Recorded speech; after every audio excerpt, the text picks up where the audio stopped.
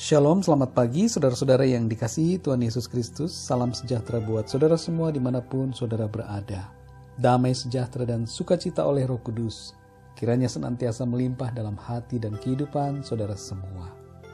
Pada saat ini kita akan belajar tentang 3 area pencobaan.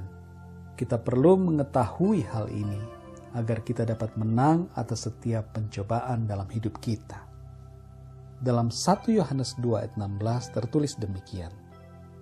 Sebab semua yang ada di dalam dunia, yaitu keinginan daging dan keinginan mata, serta keangkuhan hidup, bukanlah berasal dari Bapa, melainkan dari dunia.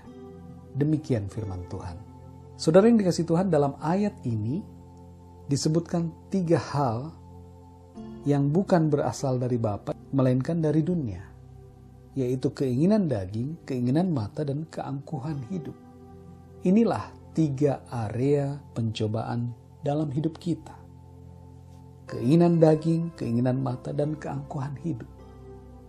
Dalam kitab Kejadian pasal 2, dituliskan kisah kejatuhan manusia ke dalam dosa. Manusia memakan buah yang dilarang oleh Tuhan. Buah pengetahuan yang baik dan yang jahat.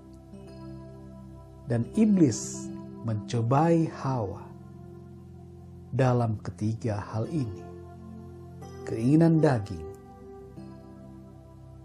Buah itu nampaknya enak untuk dimakan. Keinginan mata. Buah itu indah dilihat. Dan keangkuhan hidup.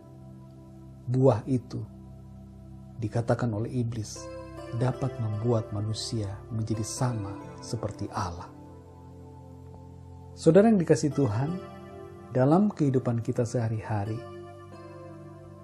kita sering mengalami pencobaan dalam ketiga area ini.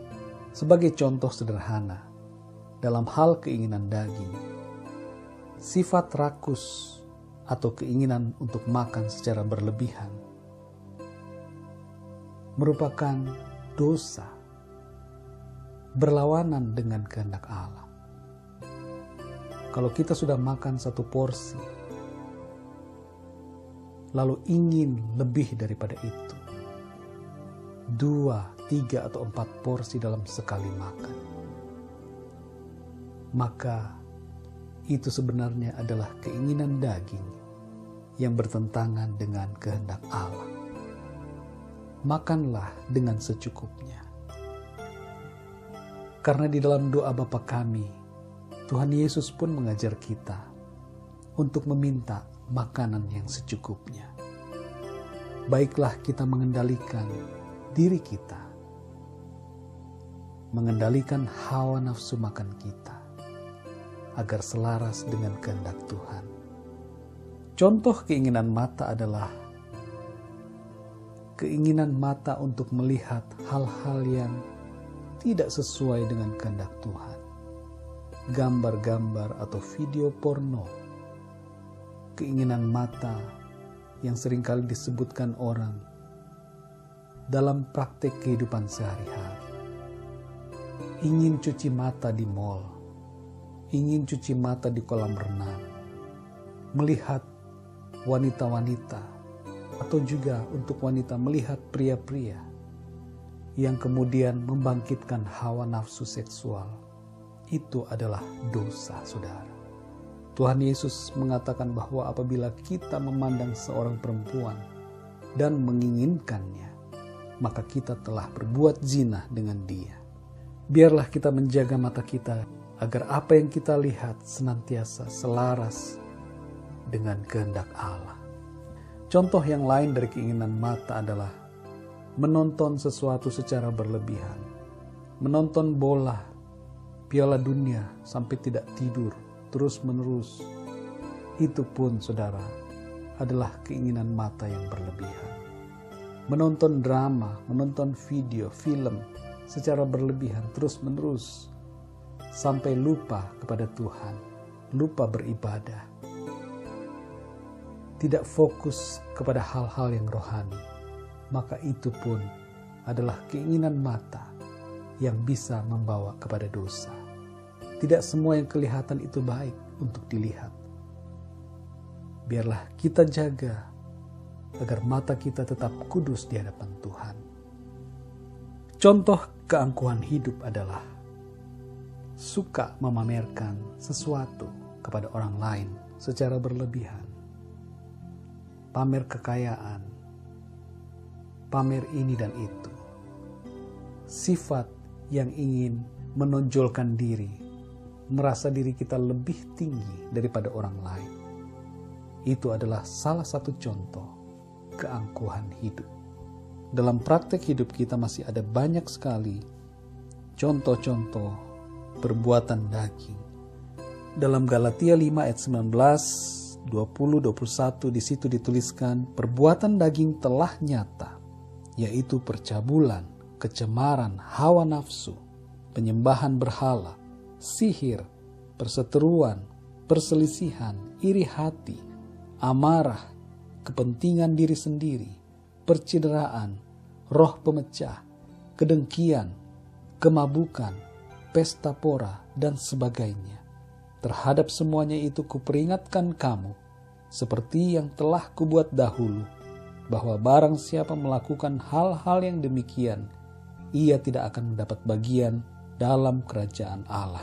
Saudara yang dikasihi Tuhan, perlu kita waspada dengan perbuatan daging, sebab konsekuensi perbuatan daging tidak akan mendapat bagian dalam kerajaan Allah.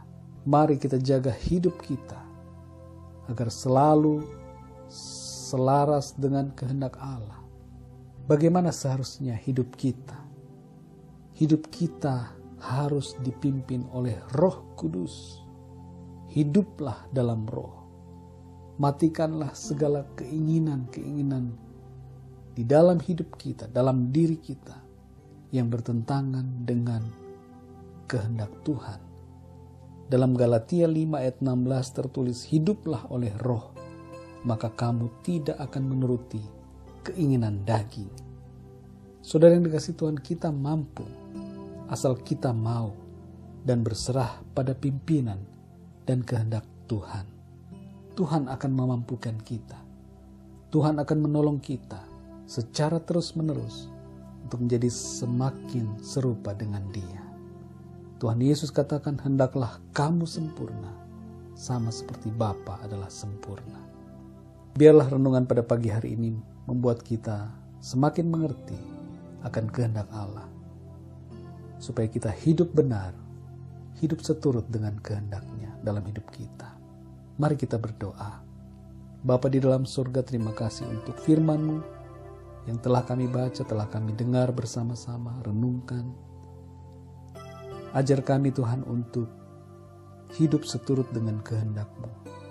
Tidak mengikuti keinginan daging, keinginan mata yang membawa dosa, serta keangkuhan hidup.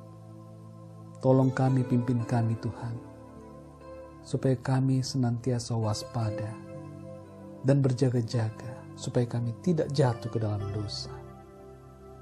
Sertai kami ya Tuhan, dengan Roh-Mu yang kudus, agar kami selalu berjalan seturut dengan kehendak-Mu. Ampuni kami akan segala kesalahan dan dosa kami yang kami lakukan melawan kehendak-Mu. Kuduskanlah kami Tuhan dengan kuasa darah-Mu dan kuasa firman-Mu. Layakkanlah kami selalu di hadapan-Mu Tuhan. Pimpin kami ya Roh Kudus, dan berkati kami sepanjang hari ini dan hari-hari selanjutnya. Dalam berkat nama Tuhan Yesus Kristus, Tuhan dan Juru Selamat kami berdoa dan mengucap syukur. Haleluya. Amin. Puji Tuhan, saudara yang dikasihi Tuhan. Tuhan Yesus memberkati saudara semua. Selamat beraktivitas. Selamat hari Minggu. Selamat melayani Tuhan. Selamat menikmati sukacita di dalam Tuhan. Sampai jumpa dalam renungan yang berikutnya. Haleluya.